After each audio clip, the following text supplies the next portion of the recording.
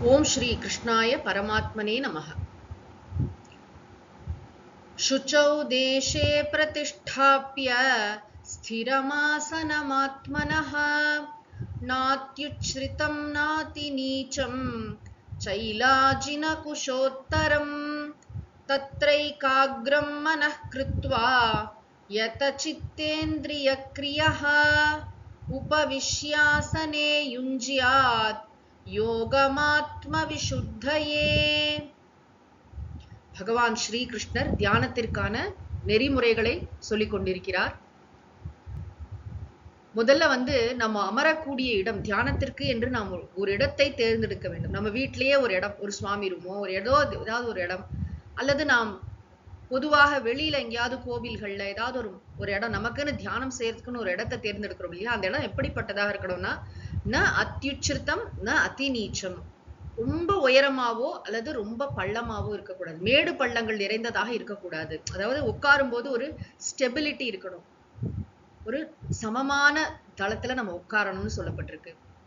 சுச்சௌ தேசே, தூய்மையான இடத்தில், மந்திரத்தினால தூய்மைப்படுத்தப்படும். அப்போ அந்த இடம் சாதாரணமான இடமா இருந்தா கூட நம்ம கடவுள்கிட்ட நல்லா பிரார்த்தனை பண்ணி இந்த இடத்தை நான் மனதால் தூய்மைப்படுத்துகிறேன் அப்படின்னு இறைவனுடைய திருப்பெயரை சொல்லி அந்த இடத்தை தூய்மையாக்கி அங்க உட்கார்ந்து தியானம் பண்ணலாம். அல்லது பொதுவாகவே மகான்களுடைய சாநித்தியம் நிறைந்த இடங்கள் இருக்கு இல்லையா, அதுக்காக தியான மண்டபம் அப்படிங்கிறது அவ்வளவு ஒரு முக்கியமான இடம். அதாவது தியானம் செய்வதற்காக ஒரு இடம் வேணும். கோவில்கள்ல வழிபாடுகள், நிறைய பூஜைகள், வேத கோஷங்கள் அதெல்லாம் நடந்துட்டு இருக்கும். ஆனா தியானம் செய்வதற்கு என்று அமைதியாக ஒரு இடம், அது நம்ம தான் தேர்ந்தெடுக்கணும். சுச்சௌ தேசே, அது தூய்மையான இடமா இருக்கணும். அங்க ரொம்ப பூச்சி இருக்கு, ரொம்ப ஏதாவது ஊர்ந்து கொண்டு இருக்கு, அப்படிலாம் இருக்கக்கூடாது. அந்த இடம் நம்மளே தூய்மைப்படுத்தணும் அந்த இடத்த. அது மேடு பள்ளம் இல்லாத சமமான இடமாக இருக்க வேண்டும். அந்த இடத்துல சைல அஜின குஷ உத்தரம் அப்படின்னா, அந்த காலத்துல மான் தோல் அல்லது புலித்தோல் போட்டு அதன் மேல தர்பையை போட்டு அப்படிலாம் ஆசனங்கள் பண்ணுவாங்க. ஆனா இப்ப நம்ம எப்படி இந்த கான்டெக்ட்ல எப்படி புரிஞ்சுக்கிறதுனா, ஒரு பாய், தியானத்திற்குன்னு ஆசனம்லாம் இருக்கு இல்லையா, அது மேல ஒரு துணியை விரித்து நம்ம உட்காரணும். அதுல ரொம்ப கருத்தை செலுத்தக்கூடாது. ஆனா அந்த தியான ஆசனம் என்பது நமக்கு தனியா ஒண்ணு வச்சுக்கிறது ரொம்ப நல்லது. நம்ம எங்க போனாலும் அதை எடுத்துட்டு போகலாம். எத்தனையோ விஷயங்கள் தூக்கிட்டு போறோம் இல்லையா, ஊரா போகும்போது நமக்குன்னு ஒரு வாக்கிங் ஷூ, அது அதே மாதிரி தியானத்துக்குரிய ஆசனம் அப்படிங்கறத எடுத்துட்டு போனா, ஏதாவது கோவில்களுக்கெல்லாம் யாத்திரை போகும்போது கூட ஒரு 1/2 மணி நேரம் கிடைச்சுன்னா உட்காந்து தியானம் செய்யலாம். சைல அஜின குஷ உத்தரம், அது நம்ம ஆசனம். அதுல நம்ம உட்காரணும். அதுல எப்படி உட்காரணும்னா, அதுக்கு அங்க நம்ம அதற்குன்னு ஒரு இது வெளியில உட்கார்ற ஆசனம். அதுக்கப்புறம் நம்ம உட்கார்ற பாஸ்டர்னு ஒண்ணு இருக்கு. நிறைய பேர் நான் நடந்துட்டே தியானம் பண்றேன், நான் ஊஞ்சல்ல உட்கார்ந்து தியானம் பண்றேன், அசைவே இருக்கக்கூடாது. ஸ்திர சுக ஆசனம் அப்படின்னு சொல்றாரு இல்லையா பதஞ்சலி. அதாவது ரொம்ப உறுதியாக நமக்கு எந்த ஆசனத்துல நம்மளால நீண்ட நேரம் அமர முடியுமோ, சாதாரண காலை மடிச்சு உட்கார்றோம் இல்லையா, அந்த மாதிரி யோகிகள்லாம் பத்மாசனம், அர்த்த பத்மாசனத்துல அமருவாங்க. துறவிகளுக்கெல்லாம் சித்தாசனம் என்று சொல்லப்பட்டிருக்கிறது. ஹட்டயோக பிரதீபிகா என்ற நூல்ல பல ஆசனங்கள் எதற்காகனா தியானத்திற்குரிய ஆசனங்களாகவே சொல்லப்பட்டிருக்கு.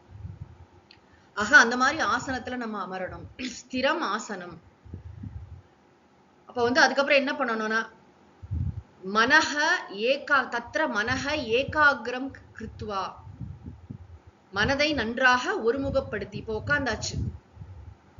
இப்ப இது வரைக்கும் என்ன சொன்னார் அப்படின்னா, ஆசனம் பிரதிஷ்டாப்பிய, ஒரு ஆசனத்தை வெளியில போட்டு அப்புறம் ஆசனே உபவிஷ்ய, நம்ம ஒரு சௌகரியமான ஆசனத்தில் அமர்ந்து கொண்டு உட்கார்ந்துட்டு என்ன பண்ணணும் அப்படின்னா, கண்களை மிருதுவாக மூடி, உடம்ப ரொம்ப விரைப்பாகவோ அல்லது ரொம்ப தளர்வாகவோ வைத்துக் கொள்ளாமல் முதுகு தண்டு நேரா இருக்கணும். அதெல்லாம் கூட பகவான் சொல்ல போறார் பின்னாடி. தத்ர மனஹ ஏகாகிரம் கிருத்வா, மனதை ஒருமுகப்படுத்தி. மனசை எப்படி ஒருமுகப்படுத்துறது அப்படின்னா, எத்த சித்த இந்திரிய கிரியக, எத்த சித்த இந்திரிய கிரியகனா முயற்சி செய்து நம்முடைய இந்திரியங்களின் செயல்பாடுகளை எல்லாம் கட்டுப்படுத்தி, ஒன்றும் செய்யாமல்னு அர்த்தம். எதையாவது ஒண்ணு பார்த்துட்டே இருக்கிறது, ஏதாவது ஒரு சவுண்டை கேட்டுட்டே இருக்கிறது. 5 இந்திரியங்கள் இருக்கு இல்லையா, இதனால எந்த வேலையும், கையை ஆட்டுறது, காலை ஆட்டுறது, பேசுறது, இந்த மாதிரி எந்த விதமான 10 இந்திரியங்கள் இருக்கு இல்லையா, அதனால எந்த செயல்களும் செய்யாமல் அவற்றையெல்லாம் முதல்ல ஒரு ஓய்வுல கொண்டு வரணும். அதனாலதான் நம்ம கான்சென்ட்ரேஷன் மெடிடேஷன், சுவாமிஜி தியானம் சொல்லி கொடுக்கும் போதே முதல்ல ரிலாக்ஸேஷன் மெடிடேஷன் ஒண்ணு சொல்லி கொடுப்பாங்க. அதையே 6 மாசம் பண்ண சொல்லுவாங்க. அதுக்கப்புறம் கான்சென்ட்ரேஷன் மெடிடேஷன், ஒருமுகப்படுத்துகின்ற தியானம். அப்ப உள்ளங்கால்ல இருந்து உச்சந்தலை வரைக்கும் நம்ம மனசுல உடம்புல இருக்கிற ஒரு பகுதியாக ரிலாக்ஸ் பண்ண வச்சுட்டு அதுக்கப்புறம் மனதை ஒருமுகப்படுத்துகின்ற தியானம். அப்ப இந்த வெளியில இருக்கிறதெல்லாம் ஆஃப் பண்ணாதான் மனசை நம்ம உள்ள கொண்டு போக முடியும். இப்ப நம்ம ஏதோ ஒரு ஊதுபத்தியை கொளுத்தி வச்சோம்னா கூட என்ன ஆகும்? ஊதுபத்தி கொளுத்துறது தவறு இல்ல. ஆனா அந்த வாசனை, ஓ இது வந்து இந்த பூவோட வாசனை. அது அந்த கடையில நான் வாங்கினேன். இப்படி மைண்ட் ஜம்ப் பண்ண ஆரம்பிச்சிடும். மைண்ட் ரொம்ப ட்ரிக்கி. அதனால நம்ம எந்த விதமான இந்திரியங்களுக்கும் விஷயம் கொடுக்க கூடாது. அதான் ரொம்ப முக்கியம். எத்த சித்த இந்திரிய கிரியக. ஏதாவது ஒரு வாசனையோ, சத்தமோ, அந்த சத்தத்தெல்லாம் தாண்டி நம்ம தியானத்துக்குள்ள போவோங்கிறது வேற விஷயம். இனிஷியலா ப்ரிப்பரேஷன் பகவான் இங்க சொல்றது வந்து ஆரம்பத்துல நம்ம எப்படி தயார் செய்து கொள்ள வேண்டும் அப்படின்னு. ஆசனே உபவிஷ்ய சொல்லிட்டேன். நம்ம அந்த ஆசனத்துல அமர்ந்து மனக ஏகாகிரம் கிருத்வா, அங்கு மனதை நன்றாக ஒருநிலைப்படுத்தி, அப்புறம் இந்திரியங்களை எல்லாம் நன்றாக ரெஸ்ட்ல வச்சு, எதச்சித்த இந்திரிய கிரியக ஆத்ம விஷுத்தையே யோகம் யுஞ்சியாத். ஆத்ம விஷுத்தையே அப்படின்னா, இந்த தியான யோகி இருக்காரே, அவர் சாஸ்திரங்கள்லாம் நன்றாக கற்றிருக்கிறார். மனசுல விபரீத பாவனை என்று ஒன்று இருக்கிறது. விபரீத பாவனைனா, இத்தனை நாளா நம்மள உடம்பாவே நினைச்சாச்சு. இத்தனை நாளா இந்த உலகம் எல்லாம் உண்மையினே நினைச்சிட்டாச்சு. இது வந்து ஒரு வாட்டி கிளாஸ்ல கேட்டதுனால அது மாறாது. அந்த எண்ணம் ரொம்ப ஆழமா ஒரு பழக்கமா இருக்கு இல்லையா, வாசனையா இருக்கு இல்லையா, அது நீங்கணும்னு சொன்னா, நான் மெய்ப்பொருள், நான் எங்கும் நீக்கமர நிறைந்திருக்கின்ற மெய்ப்பொருள், இந்த உலகம் உண்மை அல்ல, இந்த கேட்ட உயர்ந்த ஆன்மீக உண்மைகளை ஆழ்மனதிற்கு கொண்டு செல்லும் பொருட்டு தியானம் செய்ய வேண்டும். அதற்குதான் நிதித்தியாசனம்னு பேர். இங்க ஆத்ம விஷுத்தையேனா இந்த விபரீத பாவனைகள்லாம் நீங்கும் பொருட்டு, அல்லது மனசுல இருக்கிற காம குரோதாதிகள் நீங்கும் பொருட்டு யோகம் யுஞ்சியா, தியானத்தை மேற்கொள்வான் ஆக.